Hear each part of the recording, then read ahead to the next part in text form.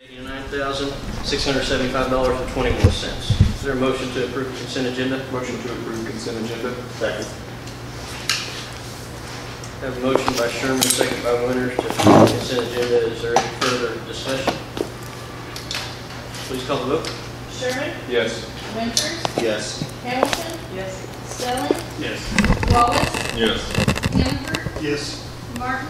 Yes. Eckhart? Item 6, reports from staff. A, Tourism Commission meeting on December 19th, 2018. Mr. Martin, you have a report for us? There were 2 items that came across at this meeting. Nescatanga Arts Festival, the request $1,650. We approved slightly less than that. And there was also the Alva Bull Battle 4, requested $28,250. That request was fully funded. That's all I have. Council have any questions for Connor? How come they didn't do all of Nescatanga, but they did all of the rural battle? Looking at the advertising, there was I think radio came in at about $7,000, and everybody agreed that some of the places that they were advertising for radio announcements, that they think that would reach as many places, so they thought it'd probably be a little more efficient to not do that. Any other questions? Thank you, Connor. Item B is the Alva Public Library Board meeting on January 7th. Mr. Eckhart. Okay, we went over traditional data financial reports. We had some numbers in December. We had 748 ebooks, audiobooks, or e-magazines were downloaded. It's pretty high. Numbers staying pretty consistent, and the internet was logged into 932 times during the month of December, so there's still a high usage there for that. A lot of people are coming in to use the library. It's really prevalent this time of year when it's cold and you need the place to stay warm, etc. The library did receive notification of, we received about a little over $8,000 in state aid funding. This will be used primarily to update computer and hardware software in the library. The genealogy room improvements are now complete. They're just moving all the items over to the new room. One of the main reasons for this is better access, but also improved security. A lot of those materials are irreplaceable, so having them in a more secure location is important. They are repurposing the former genealogy area for audiobooks and study area. There was some discussion on, some people had asked if they could bring food to the library to eat for lunchtime.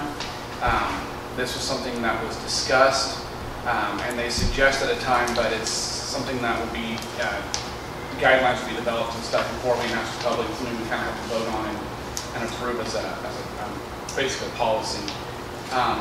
And that's pretty much all. Council have any questions for Mr. Eckhart? Thank you. Item C is the Alva Marine Authority meeting on January 8, 2019. Angelica just handed out the minutes of that meeting. Handed to everybody? No, I just me? I'm sorry. It's not a secret. But they continue to work. The committee on their design process continues to work, and they're looking at matters that involve exterior color scheme as well as kitchen capability. That was the most important issues they're discussing on the design. They are discussing job descriptions and whatnot for management and operations.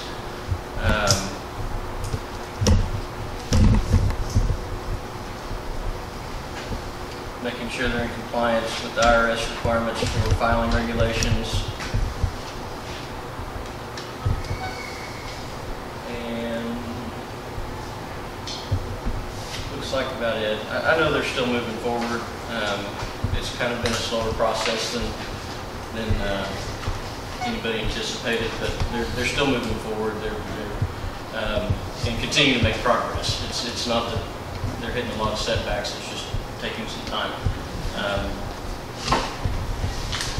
If there's anything either tonight or any other time that you'd like me to bring up with our representative on that committee, just let me know, and we can try to get some stuff. If you have questions, get them answered.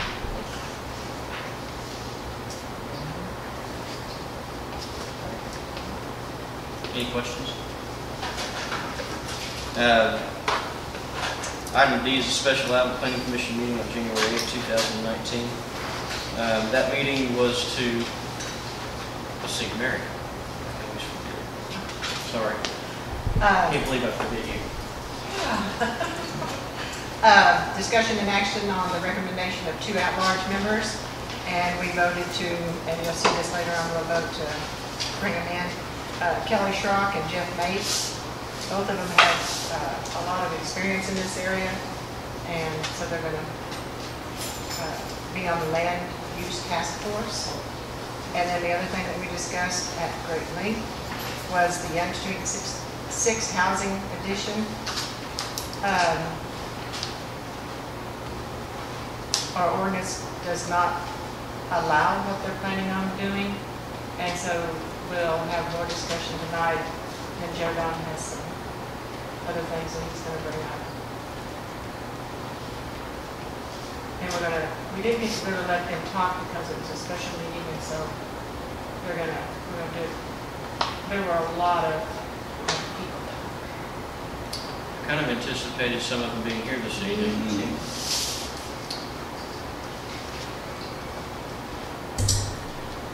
Anybody have any questions for Mary? Thank you. Item E, Water Wastewater Committee meeting on January 10th, 2019. Mr. Stelling. The new storage for water tanks, I guess it's online, it's complete. They're working on map books that will be for the water and sewer that the departments can carry in their vehicles, that are kind of tell them where valves and lines are, and as things come about that need that stuff, they can pencil it in. East Line Sewer is done and it's paid for. DEQ permit for water line is obtained. It's estimated 3 to 4 week completion on the water line south of town. That's what that's for. The chlorination station bids to be advertised.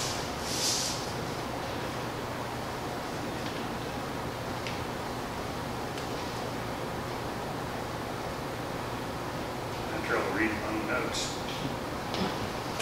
Sometime maybe do it on say something when they're opening the bids that comes about. REAP grant for the North 28164 Flint water line.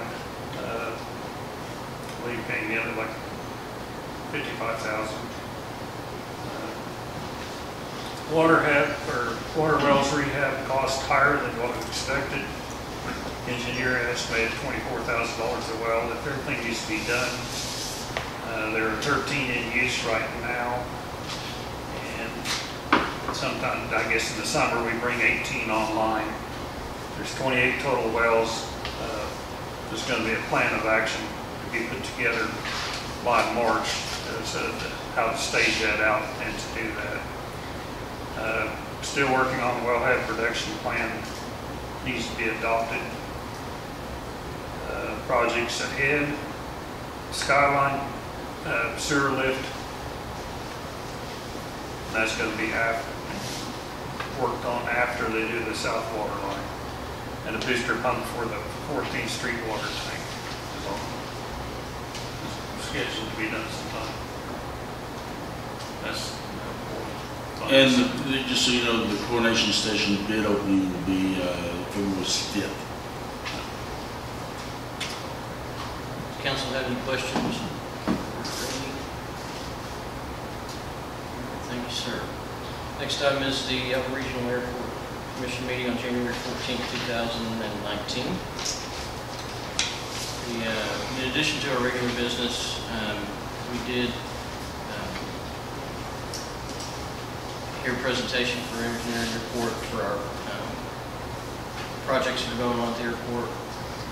We did accept the engineer's report of those projects, and then also approved to accept the 2020 5-year capital improvement plan.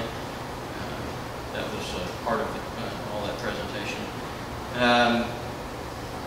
Didn't bring any new projects in, just continuing to focus on the ones that we have with the apron and the taxiway.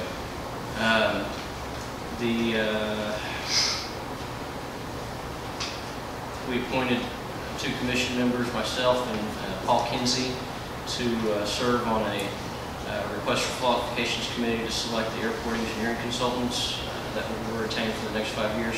FAA requires us to go out and seek requests for qualifications on engineering firms periodically, and so that's what we're doing with that.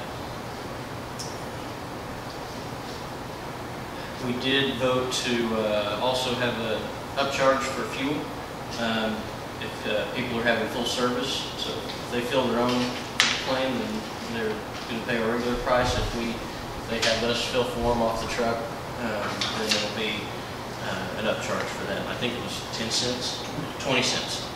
And then we also voted to have an overnight hangar charge for aircraft that may get to town and just need to use a hangar overnight, and put some nightly rates on that, not to exceed an amount that is about twice what our monthly rate is. So they can do that.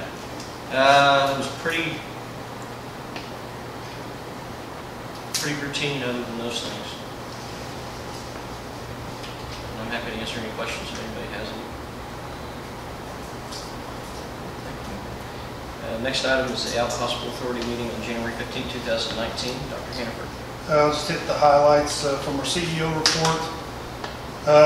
Started doing some security analysis, which is routine for the year. 11 new staff were hired for nursing, housekeeping, dietary, and registration. One of the biggest projects we're going to be looking at replacing the IT system, which will be a very expensive process, but either way, we are looking at an upgrade that will allow us to talk to other hospitals better and share information better, but we'll be looking at those prices. Also, you might have heard that recently that hospitals had to be transparent and have their prices put on the website, and SHARE has been compliant with that and has that accomplished. CFO, we heard our financial report. We also approved, finally had the final BKD audit report that was approved. Our medical staff executive committee, we had 3 doctors that we reappointed to courtesy staff. We approved a new nursing manual and also approved a new nursing policy and procedural manual. From the SHARE convalescent home, new stand-up lifts were put in, which was very helpful. Our census still around 60. And then from the homestead reports, occupancy for the year is up about 5%, which is good. And the Meals on Wheels service has gone up quite a bit, which is kind of a neat project that they're doing for our city. And I'd be happy to answer any questions. Council, any questions? Thank you both. Item H, Alva Recreation Complex Authority meeting on January 16, 2019. Mr. Sherman. It was a pretty routine meeting. All we did was get caught up on the approval of our financial statements, our minutes, and our reports. They did vote to make a change on the time of the date of the meetings. We will be getting with our city attorney to see about getting those, putting the changes in those ordinances together and bringing them back to the board. They voted to go to a quarterly meeting on a Wednesday.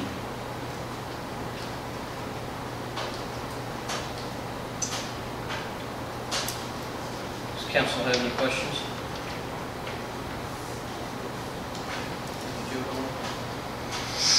Finance Committee meeting on December 17, 2018.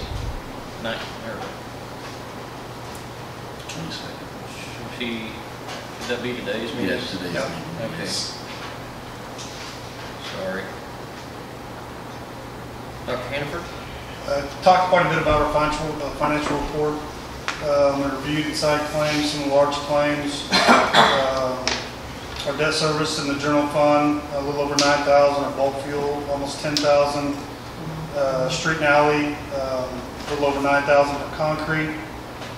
Debt services again, AEDA for almost 15,000. Same in our AUA fund for almost 15,000. We did talk about, and you'll see in the city manager report, some new charts that Joe Don put together that I think is helpful and that you might like. Some good news, the last 4 months we've seen an increase, some small, some larger in our sales tax. This last month we were almost about 18%, 19% up, one of the highest since about 2016. In the area of grants, we have ordered from our ODOT grant the chipper that we'll be putting out at the transfer station. We talked about that last time, about being able to go out and get mulch if citizens want that. We're also going to be splitting some firewood, and people can go out and get some firewood if needed. Our sidewalk grant, we're still waiting to hear about that. And we've decided on a REAP grant that we have $50,000. We have till January 2020 to use that. We'll probably be waiting just a little bit longer because we have some other projects that Councilman Stelling talked about that will move forward. Our capital budget, haven't really scratched that much from the 3.8 that budgeted, but with all, again, some of the projects you heard about earlier, we'll be ramping that up pretty quick. So I'll let Joe Don cover most of the other reports in his managers. Does council have any questions for Dr. Hannaford? Thank you. For my report, I and a few of our council members are going to be attending the Congress of Mayors by the Mayor's Council of Oklahoma, leaving Thursday evening and spending all day down at the Capitol on Friday. That's should be a pretty good deal. There's a lot of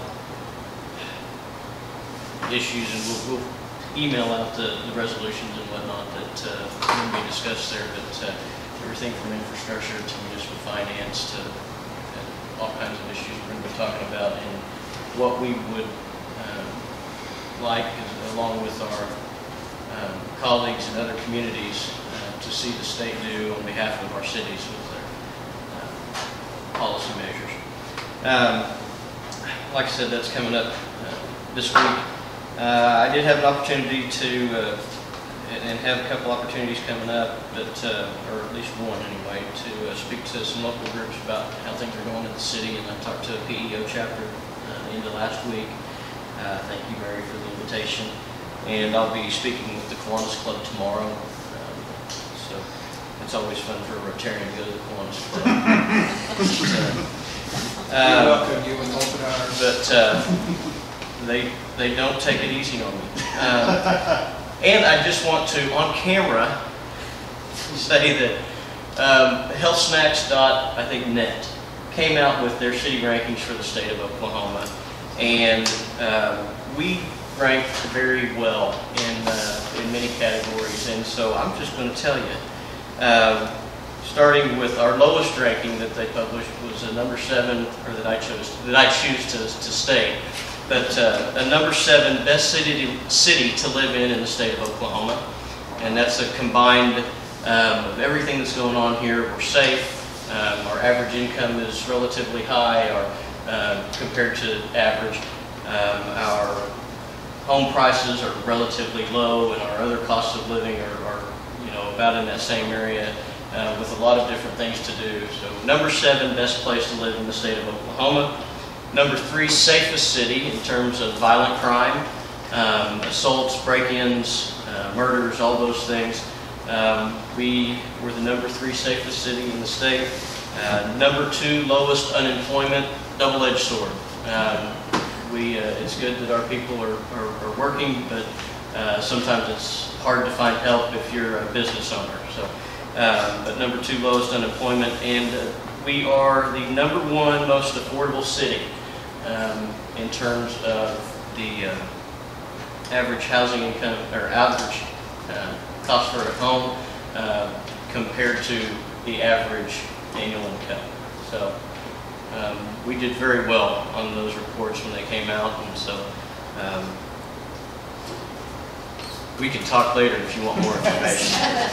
That would make a great headline. And that concludes my report. I'm happy to answer any questions. Joe Don, City Business Manager's report. All right, well, I'll just start at the top. First of all, in February, the council meeting will be held on Tuesday, February 19th, not the regular meeting of Monday, February 18th, due to President's Day. This is a holiday for the city. City offices will be closed on the 18th, except for essential services such as fire, police, EMS. Refuge service, trash service will not run on Monday the 18th, but will resume regular pickup on Tuesday the 19th and should be caught up by Friday the 22nd. As far as the projects we've got going on, the first one is the City Hall HVAC project, which has run up against another problem. We found about a 16-inch pipe that runs basically from the basement to the roof that is wrapped in asbestos. The good thing about it is that it is non-friable asbestos, which means that it's very resistant to damage and abrasion. Doesn't require the Department of Labor to come and inspect before removing. Doesn't require all the extra things we had to do earlier, such as sealing off the rooms to remove the asbestos. It's a whole lot less costly to remove that, and it can be taken to any Title D landfill. I've got a crane company coming tomorrow to see what it will cost to lift it out through the roof. Once we get it, it's about 35 feet long, estimated. Once it's out, the asbestos company will be on site. They will wrap the pipe in plastic, seal it up on one of our trucks, and then we're going to take it to Mino and dump it off. Should be a whole lot less costly to remove that than it was the other asbestos issues we had. Work order system that we've been talking about for a couple of months is live. We will be advertising and putting out a press release on downloading that app and using it. Look forward to using that tool. I think that it will be a advantage for us. It will provide a lot of direct contact with the customer. I'm really looking forward to it. Swimming pool. We put together a little survey to determine what we wanted to do, how we wanted to repair the swimming pool. There's a lot of different answers on that survey, but we will discuss that with the Parks Committee when we go to talk about what we need to do to fix that pool. Right now, I'm waiting on response back from the Department of Health to tell us whether or not the plan that we have put together to open up in May is a acceptable plan. Had some correspondence with them today. They do not have a formal report ready and weren't able to comment, but they have received our plan. Next meeting for the Economic Development Committee, which is working on a economic incentive grant for some commercially zoned districts, is going to be Monday, or not Monday, but the 29th, Tuesday the 29th. As far as our nuisance report, we got the demolition quotes in for both 928 Barnes and 1437 Young, and have approved those. We were waiting to get utilities disconnected and get them in here to get that taken care of. We had 2 bidders, one local, one not. Lowest bid was literally half the cost of the highest bid. For both houses, the lowest bid was a little over $15,000, and for both houses, the highest bid was $30,000. As far as the rest of the stuff, is kind of going to be some year-end summaries. The planning department through 2018 completed 180 inspections and issued 176 permits. The library had a total of about 146 programs they offered to the citizens of Alva last calendar year. The Alva Recreation Center offered over 20 programs through 2018, provided activities for 1,683 youth and adults, along with 67 different sports teams. Police department issued 60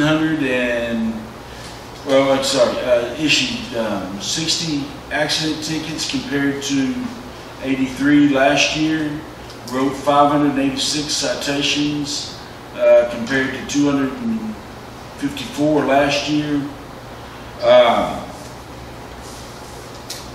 and filed 492 reports compared to 536 last year. We did have an officer complete CLEAT recently, and he's currently going through his field training. Fire department went on 754 different runs, and that's up from 2017 at 678.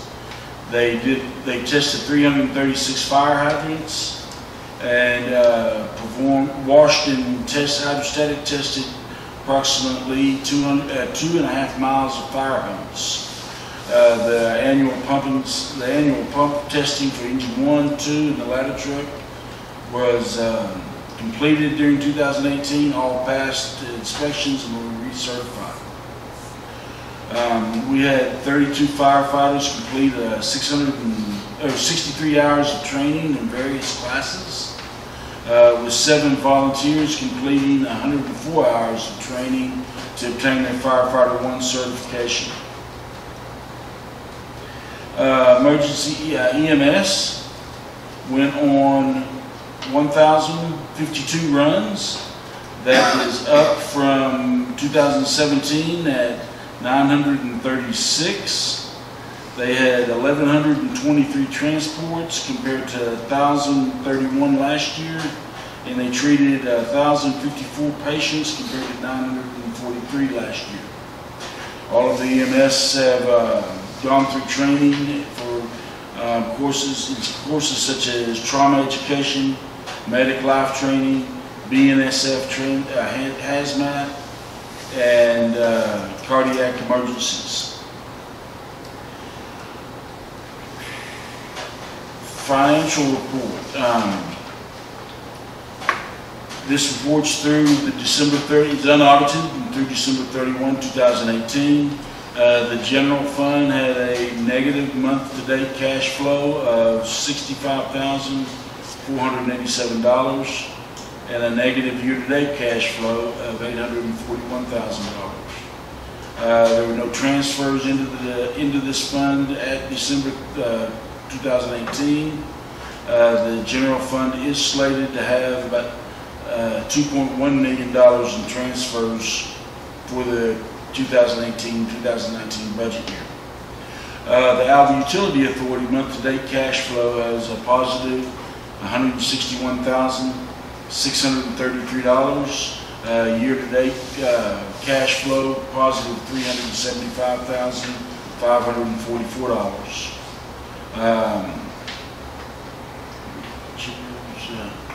As far as our loans are concerned, we are paying out. We will meet our spending cap of $2.5 million for the DWSRF promissory note to OWRB for our water tower. And currently we have expended $597,000 of the $1.8 million for projects that we had this year. Our audit report, we did receive the preliminary report today. Once we review that and that answer some questions, that will be turned back to the Angel, Johnston, and Blessingham for them to finalize our audit and get it presented to the council for acceptance.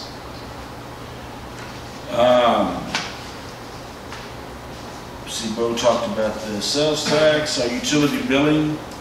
For the month of December, we billed out $275,512. This is up about 10% from December of 2017. And it's we're right now total billing is about 17% more than the previous year. We pumped less fuel from the well field, about 27% less, and we estimated pumping about 27 million gallons of water from the well field during the month of January.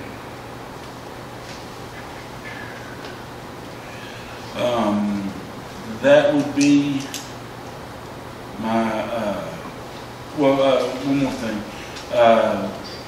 Across all funds, our cash flow report for the month of December, ending the month of December, we collected a total of $891,000 during the month and expended $701,000 for a positive cash flow of $190,000 across all funds. Year to date, we've collected $7.2 million and we have expended $7.4 million for a deficit of $237,000. To kind of give you an idea of where that money is coming from, we have a fund balance that you can think of as our owner's equity of $3.3 million. And that deficit, 237, was taken out of that fund balance. So our fund balance at December was down to $3.1 million. Budgetarily, we expected to be down across all funds by about $196,000. And that would be the report that I would have for the council at this time. Be happy to answer any questions that you may have. Council have any questions for Mr. Denham? Thank you. Next up, item number 7, presentation from Northwestern over the 2018 fall semester Alva Incentive Scholarship Program. Here. Thank you, Mayor. Council, thank you again for your support for students. Those numbers that you shared with us doesn't surprise me, having lived a lot of different places, but don't tell too many people because they don't come here. Things will change. Before you should have a bill for $266,037. Those are investments in our students. I want to thank you again for your continued support for that. And if you don't have questions of me, I'll be happy to introduce someone who really doesn't need an introduction, but Dr. Janet Cunningham. Dr. Cunningham. Just a couple of things. I would offer my thanks also. I would also offer my congratulations on the sales tax increase. That's really good news. I watch those when it comes out. I think the Enid paper has that periodically about all the communities in Northwest Oklahoma. It's it's great to see Alva. We really try to help as much as we can by having as many events as we can. Dr. Hannaford and I are always talking about, you know, what can we do? We had the 2 high school playoff games in November that were football. They have some teams that were followed very, very well. Of course, our homecoming and things like that. Anything we can think of to try to get people in the community, we think that's a good deal.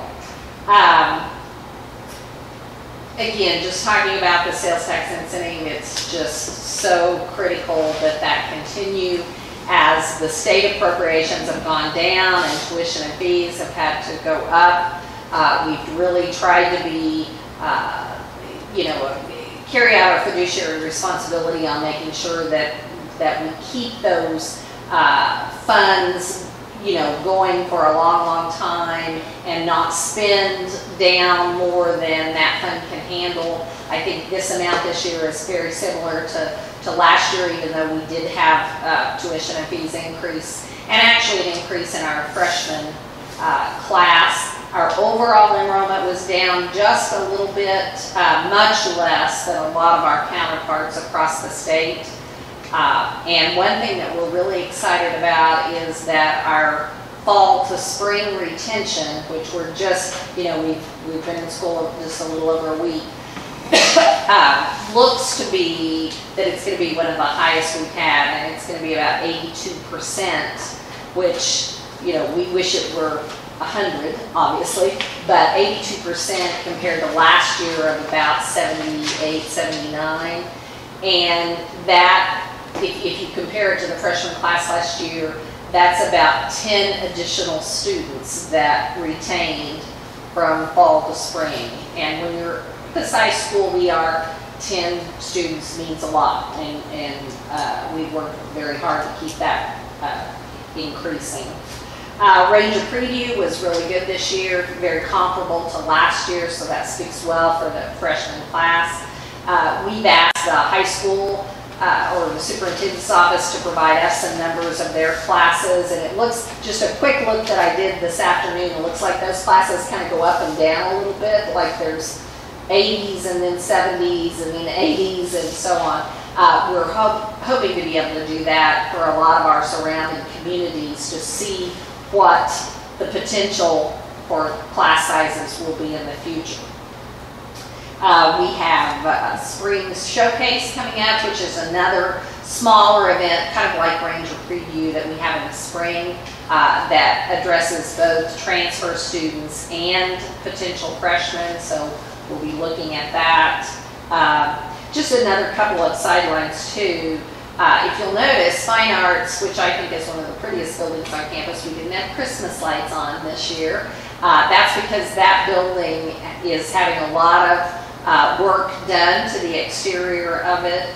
Tuck pointing, if you've seen a couple of guys up on a lift, they weren't up there today, too cold, but been working on that for really several weeks, and that is in preparation for brand new windows for that entire building. So hopefully by, well, certainly before next Christmas, but the Christmas lights will be back up on that building next year, and we hope then spring to have that window replacement done. And that is a huge project. Just the sheer number of windows in that building is crazy. And that's our oldest building on campus, a 1907 statehood building, designed by the same architect that designed the state capitol. So it has some interest there. And the other thing, and Dr. Hannaford was very involved in this, if you haven't driven by our tennis courts, you should. They're hard to miss. They're very nicely designed, and the color is great. Dr. Hannaford was instrumental in getting a grant to be able to do that repair on those courts. And I guess we've determined that we really have the only public tennis courts in the community of Alva. So we'll hope when it warms up that all of you will be out there playing on those. They didn't have to warm up, they were out there the other day playing. Really? Oh, And there were not like me. 8 or 10 people out there playing. Great, that's good. Yeah, the tennis courts, and then a couple of little basketball goals too, so that just gives students something else to be able to do. I'll take any questions that you might have. Council have any questions? You know, again, like I feel like a broken record, but it's worth repeating that the university means a tremendous amount to this community, and we're not the community that we are without Northwestern. You know, I think this scholarship makes Northwestern unique, and it also makes Alva unique, and in a good way. And look forward to approving it again here in the economic development. Great. We appreciate the partnership, and anything that we can do, please reach out to us. So, thank you so much. Thank you. All right. Item 8 is to acknowledge the receipt of the DEQ permit number as stated in the agenda for this construction of 7,100 linear feet of 16-inch PVC potable water line and all appurtenances to serve the city of Alva, Woods County, Oklahoma. So This is just a requirement. This one and the next item are just requirements from DEQ. We have to acknowledge that we received the permits to do the work. So I would entertain a motion to approve item 8. Motion to approve, acknowledge receipt of DEQ permits was stated in the agenda about that. Second.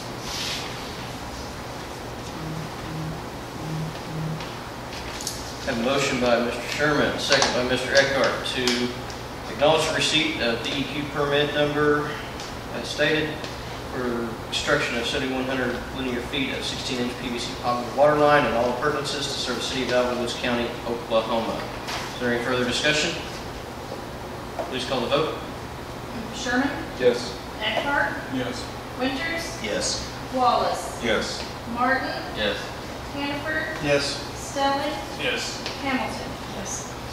Item 9, like Joe Don said, it's formality. We need to acknowledge the receipt of this permit as well, and it is for the construction of the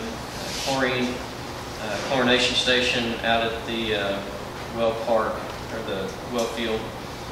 I didn't read it. I'll read it the next time. I'll entertain a motion. Is that okay? That's all what the motion is. Motion to approve receipt of DEQ permit number so stated in number 9 in the agenda. Second. Have a motion by Mr. Sherman, second by Mr. Winters to acknowledge the receipt of DEQ permit number stated in number 9 of the agenda for the construction of 1 gas chlorine feed system, 1 chlorination building, 1 flow meter, and all appurtenances to serve the city of Alva, Woods County, Oklahoma. Is there any further discussion? Please call the vote. Sherman? Yes. Winters? Yes. Martin? Yes. Wallace? Yes. Stelling? Yes. Hamilton? Yes. Eckhart? Yes. Hannaford? Yes. Item 10 is discussion and action on resolution 2019-001, authorizing participation in the OMAG recognition program for fiscal year 2018-2019. This has been something we've been doing for a couple of years now, and as council members and as mayor, y'all have participated in some education training, and tied to that education training is the opportunity for some grant funding from our liability company. And in theory, we're less of a threat because we know more.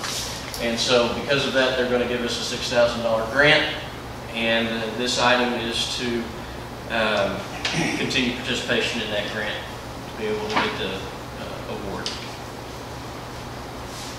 I'll make a motion to approve resolution 2019-001 authorizing participation in the OMAG recognition program for FY19. Second. Second. Have a motion by Dr. Hannaford, second by Mr. Winters to approve resolution 2019-001 is authorizing participation in the OMAG recognition program for fiscal years 2018-2019. Is there any further discussion? Please call the vote. Hannaford? Yes. Winters? Yes. Stelling? Yes. Martin? Yes. Wallace? Yes. Sherman? Yes. Hamilton? Yes. Eckhart? Yes. Item 11 is discussion and action on fiscal year 2019-2020 purchasing officer designations and limits. Go ahead, Joe. This is an annual thing that we need to do based on our own purchasing ordinance, in that when we passed our ordinance back in 2014, we said we would reaffirm purchasing limits annually. This will get us through December of, gets through fiscal year 2020, which is going to be about a year from now. The purchasing limits are the same as what they were last year, which was, except for one exemption, which was the same as what was originally set. And the only exception to that would be the airport department. The airport commission lowered the limit, the purchasing limit, without their approval by vote. So that would be the only difference from original set, but it's the same as what it was last year. Are there any questions for Joe Don? If there are none, I'd entertain a motion to approve the purchasing designations and limits. Make a motion to approve the listing positions of purchasing officers and limits for 2019-2020. Second. Have a motion by Dr. Hanford, second by Mrs. Hamilton, to approve the fiscal year 2019-2020 purchasing officer designations and limits. Is there any further discussion? Please call the vote. Hannaford, Yes. Hamilton, Yes. Winters, Yes. Stelling, Yes. Wallace, Yes. Eckhart, Yes. Martin, Yes. Sherman. Yes. Item 12 is discussion and action to authorize the mayor to sign a contract for the 2019 REAP Fund, number 19-1 REAP grant in the amount of $55,497.58. This is for the water line to be constructed along 281 North between 64 and Flint Street, on the east side of the highway there. The grant request that we submitted was for, I believe, $40,000. And so we were awarded funding at 55 plus, and so that's a good thing. By approving this item, it allows us to move forward, accept the grant, and move forward with the project. I would entertain, unless there's anything else, I'd entertain. No, this is a requirement by the contract to accept it and move forward. Motion to authorize mayor to sign a contract for the 2019 REAP Fund, number 19-1 REAP grant in the amount of $55,497.58. Second. Have a motion by Mr. Sherman, a second by Mr. Winters to authorize the mayor to sign a contract for the 2019 REAP Fund, number 19-1 REAP grant in the amount of $55,497.58. Is there any further discussion? Please call the vote. Sherman, Yes. Winters, Yes. Stelling, Yes. Hamilton, Yes. Eckhart, Yes. Wallace, Yes. Hannaford, Yes. Martin. Yes. 13 is discussion and action to enter into a professional agreement with Crafton Toll and Associates, Inc. for cleaning services with an estimated cost of $42,000. This is for the strategic land use task force. That is not a set in stone number. That is a placeholder at this time, and the actual number will be based on the amount of hours that we ask them to work for us.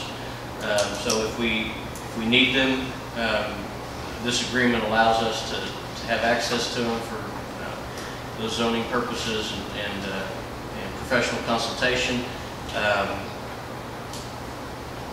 Kelly, is this the same firm that Mr. Sneakle has? Yes, it is. And so Mr. Sneakles was told that what he wanted to do by This this does not time. this does not have anything to do with what his project. This is the citywide land use plan.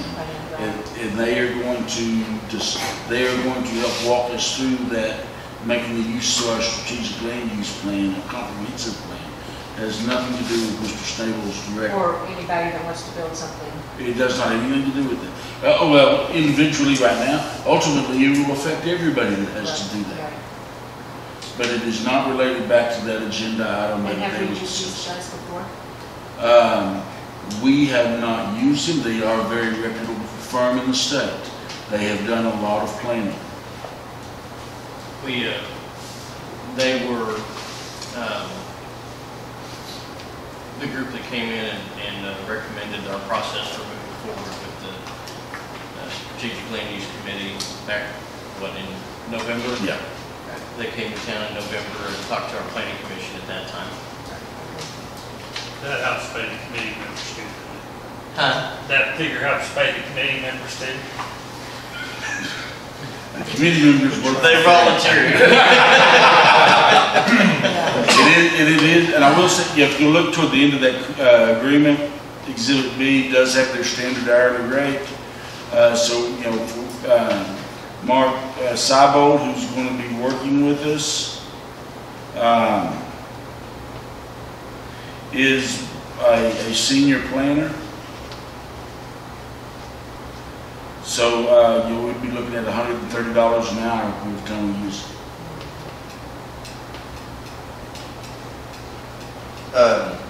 In the event that the costs were to exceed 42,000, does this allow it to It has to exceed come back before the council.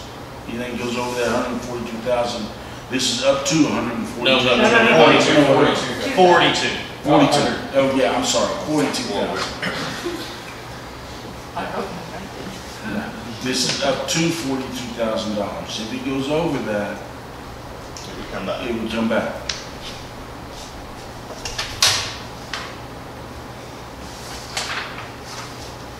I do believe this is probably, these types of professionals are just expensive. Yeah. And I don't think it's, it is within what any firm would be, you know, approximately for the same type service. And I do think that it's going to be important that the task force has access to this consultation as they move forward and try to make sure and get our land use plan done correctly. Is there anything we could do, Mr. Cunningham, that would change that from estimated to up to? Or not to exceed, Not to state exceed it, 42,000. can we state it as not to exceed 42,000? I would feel better about that. What, just, you said $130 an hour, that 42,000 comes up to 182 hours of services at that $130 an hour. Is that what we're anticipating, that there'd be one person available at that 130 an hour, or is there a variation in that rate depending on who's working on it? There'll be a variation depending on who's working on it. But I do not expect us to hit that number.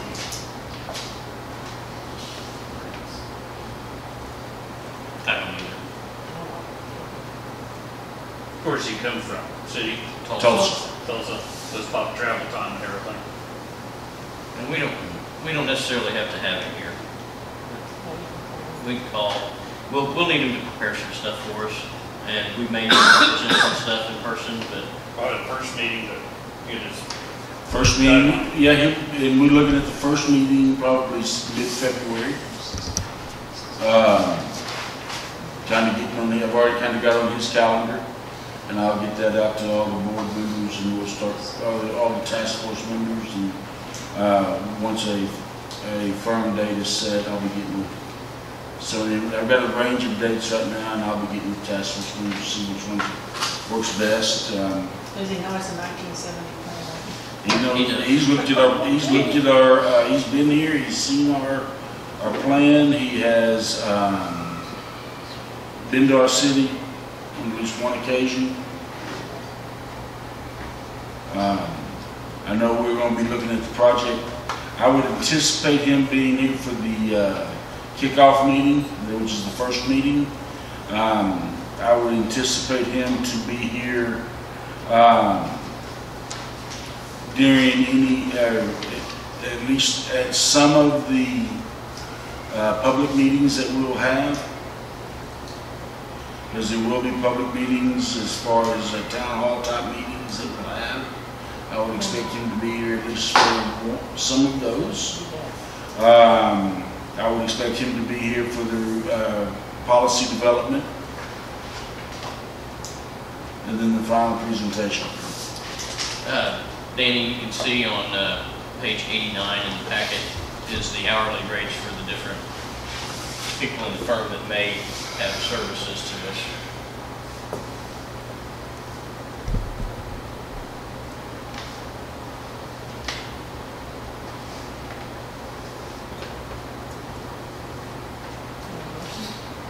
I would entertain a motion.